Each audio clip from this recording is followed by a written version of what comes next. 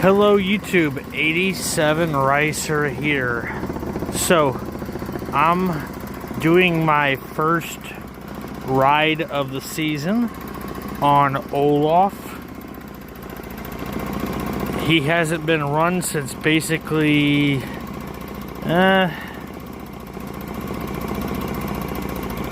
September,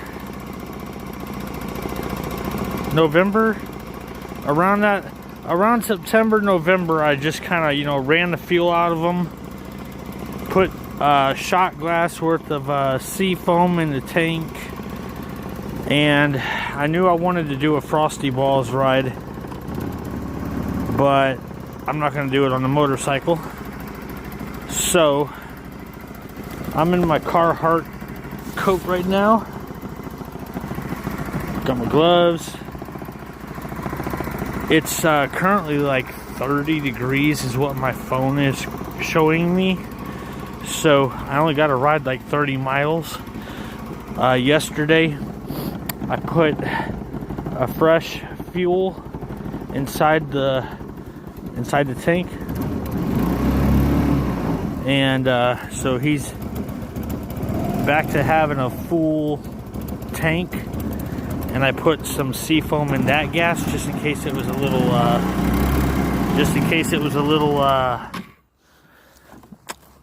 worn out, in case it wasn't totally fresh. Come on.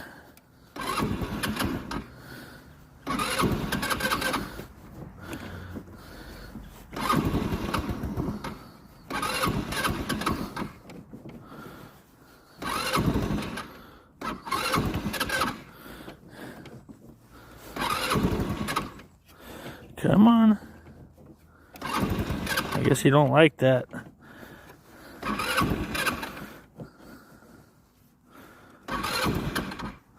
And I just noticed this is a little loose.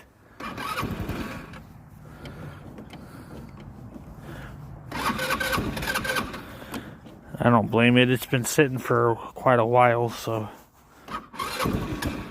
I can see why it doesn't want to fire up right out of the gate. It is a Chinese knockoff. And, I mean, they don't like the cold.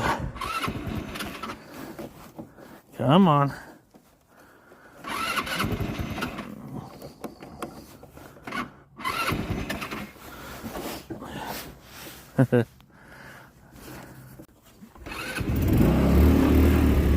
So,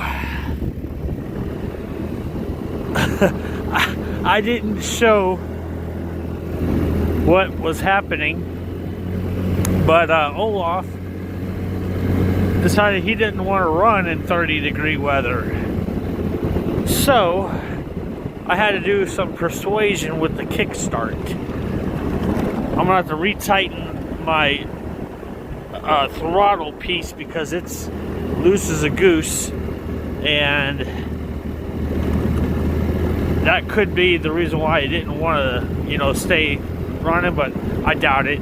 I kicked it over with the kickstart, and he fired up, but you come down to a slow down, and he's like, I ain't doing it. And so, yeah, when he has the chance to shut off, he does.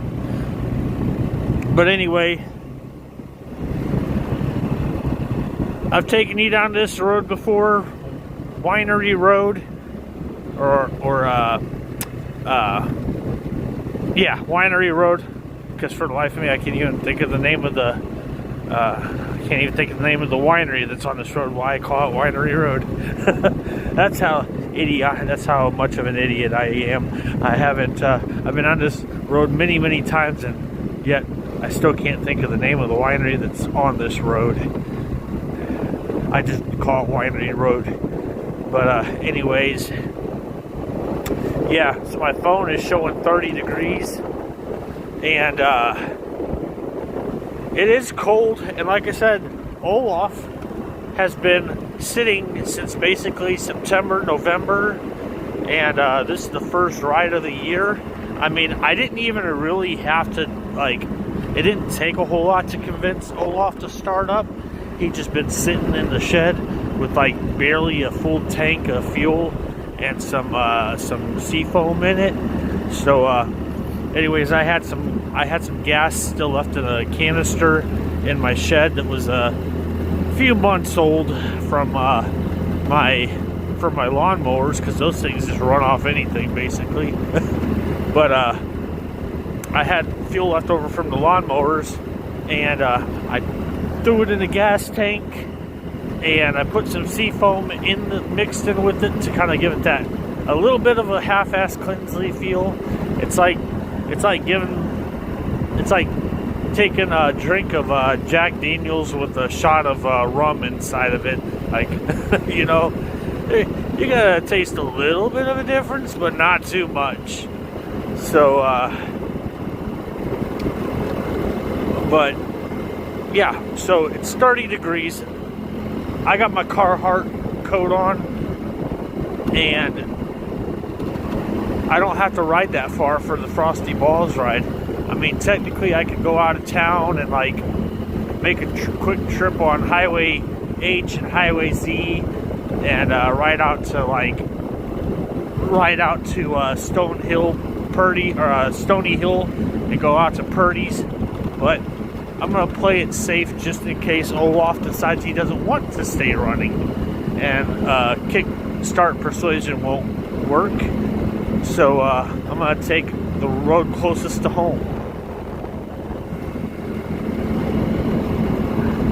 So I should do 30 mile an hour.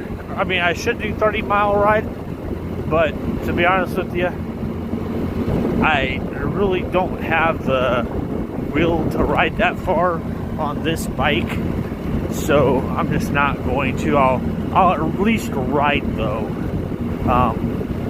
I've done rides in the past where I was on my wife's icebear rocket, and it was like colder than 30, and I would ride into town making a video.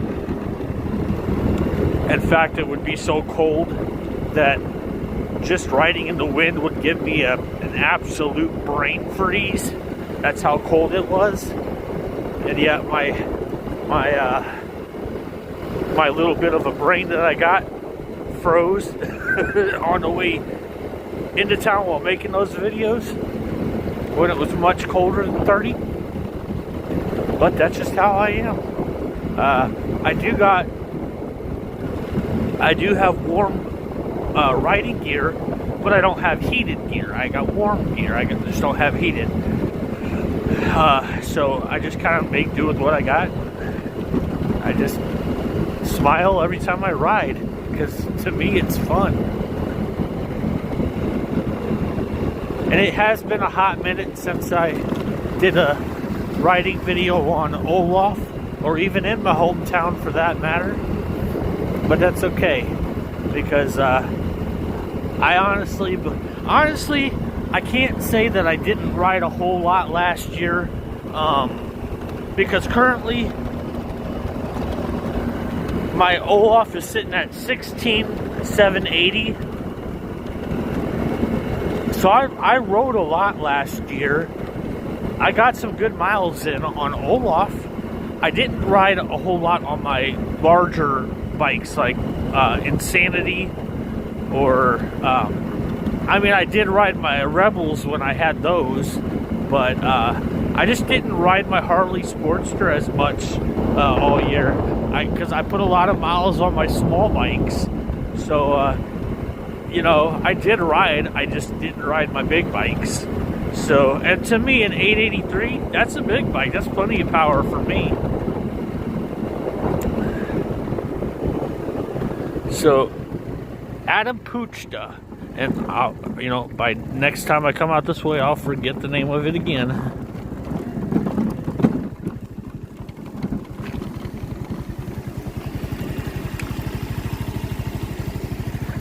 I feel like Olaf is not gonna shut off on me now, because I rode him at a constant steady with this tank, with this fuel that's in him right now, which has seafoam.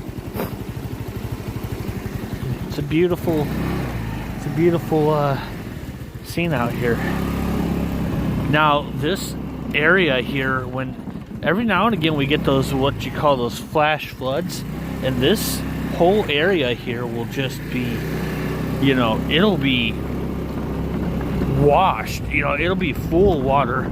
So that's why they got that bridge, the green one there.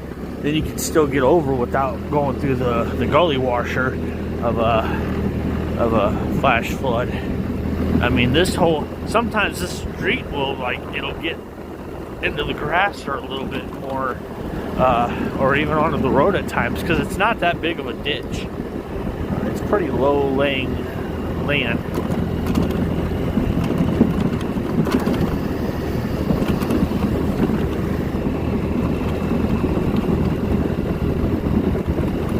But yeah, the last time I actually rode Insanity, I rode her for the November 5th Toys for Tots during that ride. And then a few weeks later, I just went ahead and ran the fuel low on the tank. I put some seafoam in her, rode her until she got about, I think she's sitting at about 80 miles on a tank right now. About 84 miles to a tank right now. And usually a tank of gas is good for like 100 miles on that little Sportster. So it's at 80, maybe just almost 90 miles on that tank. So it's kind of low on fuel right now. But like I said, I did put some seafoam in it while I was riding it, and got the seafoam through the system, and then she's been sitting in the shed ever since. And I'm not gonna start them up because I've been, you know, some people say you got to start your bike and let them run every now and again, but then there's a lot of people that just say once you run your, you know, fuel treatment through it, just leave it sit.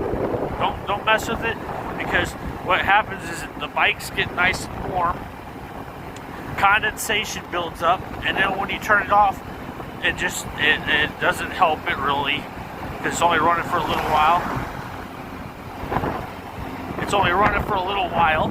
I seen that truck behind me, so I wasn't worried that he was back there. But yeah. So I just don't start my larger bikes all winter long after I've run the seafoam in them. Now, my most recent purchase, my old Honda Rebel bobber, I don't know how much. That bike was good for about 150 miles, close to 150 miles on a tank of fuel, and it's close to that mark on the tank since I picked it up from those guys. So I just put some seafoam in it, ran it up and down my driveway a few times, let it run for a while with the seafoam in that tank of fuel, and I shut it off. And the crazy thing about that is since I sold that bike a year ago, only like 500 miles had been rode on that bike during the time that it was gone. I was just kind of scouring the Facebook market to look for an enduro, and I seen my old bike come up, and I was like, I'm gonna go ahead and buy it. So I went ahead and just I contacted them and I said, show me the miles that are on the bike, and I compared apples to apples, and not much had gotten rode on it since I sold it. So I said, I'll just go ahead and rebuy it. So the handlebars on the handlebar on that bike is a little cockeyed, and it needs to be straight. It needs to be straightened out on the handlebar. It didn't look like they laid the bike over. It's just, for some reason, it's just a little crooked. It's not like it was whenever I had it. They rewired the key switch, so when I turn on the key and the power, the bike will fire up. But when you turn the key off, only the headlight turns off, not the entire power. So I'm gonna have to rewire that so that way the key switch works again. Probably just go back buy I'm not gonna buy a stock one. I was thinking about buying a new stock one, but to be honest with you, the one that's on it works fine. It's just gotta be rewired correctly, so that way the key switch actually turns off the bike. But the idea I have for that bike is there is a possibility that I might just rust out that bike. I might just do not totally rust it out per se, but give it that faded paint scheme like I did with Knuckles, the red bike I just had that I just sold a couple months ago. I might just go for the theme of that as well, you know, with this bike. Currently it's like a metallic green, like a dark metallic green, not the pea green, but the dark metallic green, and it's got like pinstripes on it, the sticker, the decal racing stripe down the middle of it. I mean, it's a pretty bike, but I can't leave shit alone. I honestly can't. I gotta make it my own and change the looks of things. So I got another 2 vehicles behind me on top of the car, top of the truck that just drove by. But yeah, I gotta bomber autofy that bike, change the appearance, because for one full season it looked the way it is currently, but I gotta make it my own. I ain't gonna give it a complete run. I'm not gonna give it a complete paint job, but I really do think that bike, it's just, me personally, I think it's gonna look so much better with the faded paint style. But if I just leave it alone, you know, then I mean, I'll still be happy. I'll still be happy with it. It's just ain't gonna be bomber autofied. So not a whole lot of changes, but that's kind of my idea for this upcoming season. That's kind of my idea for the upcoming season, is to change the look of that bike just by fading it out or rusting it. And by rust, I did a Honda Rebel in a rust out style once before, and it really rusted out. Like, it totally rusted the tank, and it turned out uglier than what I wanted. So, but I mean, it was still rust, so I was still kind of happy, but like, oh my god, it didn't turn out the way I imagined. So what I mean by is that kind of like that bare metal look with some hint of rust, but I'm gonna have to clear coat it. And I did it with the last Honda Rebel I did. I got videos of that Honda Rebel that I rusted out. It's in my Honda Rebel playlist.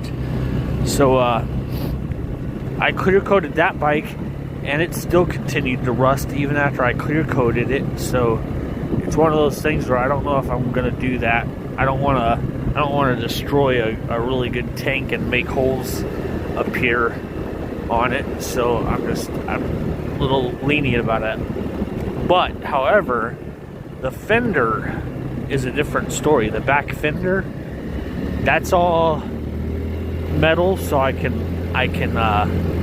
rust the fender out and let it do its thing, but we'll see. It's just an idea.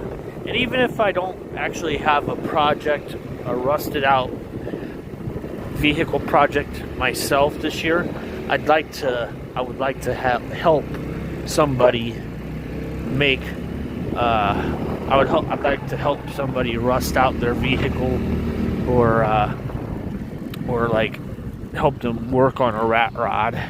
You know, I would like to help.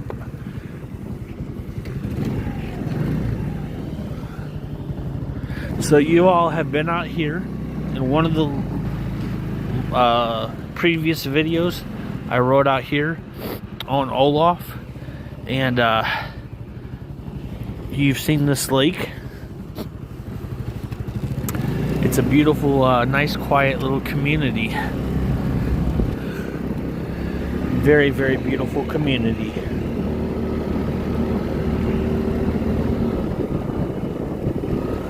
For 30 degrees outside, man, it looks beautiful outside. It's almost like springtime again. And then you go outside, it's like, oh my God, cold. But that's what I know everybody knows what I'm talking about, because you've had those days where you look outside, it's so beautiful, sun's out, birds are chirping. At least the ones that stay around for the winter. But they're chirping, things look great. And you open up that door and it's a blast of cold, frigid air. And you're like, oh my God. And it's like -0 outside. It's like, oh shit. But, no, here just recently I had my my pal, my buddy, Classy Clawman. He was riding in the truck with me Monday. We left Monday to go to Morris, Illinois from Columbia. It was a Columbia to Morris run, and Classy Common joined me on that expedition for a couple days. We got back Tuesday, and Tuesday night we got back, and yeah, he was a little wired. He couldn't sleep very well for the night that he was in the truck, mostly because it was a whole new environment and noises and such, and he just didn't sleep very well. So when we got back Tuesday night, I said, dude, you ought to be able to sleep pretty good now. There's not going to be a reefer running behind us. And I think he slept better the night that we got back Tuesday night than what he did definitely the previous night, or that, yeah, definitely from that previous night. But yeah, we got back Tuesday and didn't really have a load kicking out for Wednesday, and I could tell he was kind of missing his fiance, and like it's all new to him. So I said, you know what? I said we'll just go ahead and head on home, or we'll go out and check out the motorcycle shop, and we did that. And then I was gonna do the Frosty Balls ride on Wednesday morning, and we got all the way to Hermann. I put the gas in Olaf, and I was gonna let him ride my wife's icebear rocket, and I realized I didn't have the key to her bike, so it wasn't gonna be able to start up. I wasn't gonna be able to start it up without the key, and she had her key. So I was like, well, I'm gonna go for a Frosty Ball ride, but not today. So I waited until this beautiful Friday morning to do it, and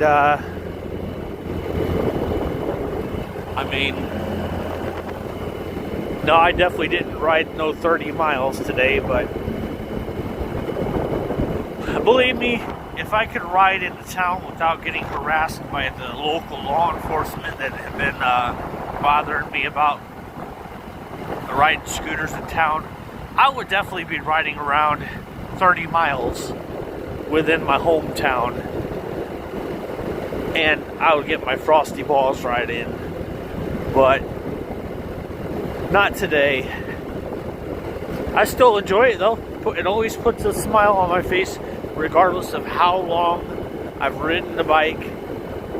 I always have a great time riding two wheels, making videos, and I've grown in a lot of subscribers. I appreciate every one of you who have subscribed, who have been longtime followers. I appreciate every one of you. I love all of you. You're all tried and true. I appreciate it. Thank you. I make these videos because I love to. I don't get paid to make the videos. It would be cool to reach 1,000 subscribers before the end of the year.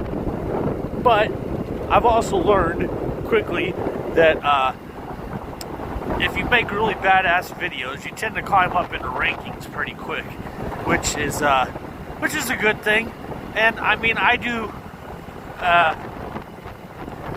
good for what I do. I'm not saying that my videos are bad, but to a lot of other people, they probably think, this isn't the best quality video. But I'm still, that squirrel about got his rear end run over. That was a close one. But yeah, I can't guarantee I'm going to keep making badass videos that have cool edits and all that. I'm going to try. I'm definitely going to throw some things in here and there that are new to me that I haven't done to some videos. But for the most part, you usually get the raw, unedited version of me. How I film it is how it is. And so it's been fun making videos. I have over 1,000 videos on my channel. I have most of them categorized, so all of you can go to my playlists and find out what kind of videos you want to see the most. And here recently, I've been uploading videos of my Camaro, the alternator and belt tensioner. So when I was driving my Camaro to Whitty Brothers, as I was making my way back into town, I heard a weird noise, and to me, it kind of at first it sounded like it was leaking liquids and spraying and gurgling. But when I got into town, I lifted the hood up, and my alternator was making all the ruckus. So the pulley was on it when I opened the hood. So I ran over to CarQuest. I went ahead and ordered an alternator. I got halfway back home, which wasn't very far, about a mile away from home, and the noise stopped. The belt came off. Didn't have power steering. The car might have gotten just a little bit hot, but not too bad.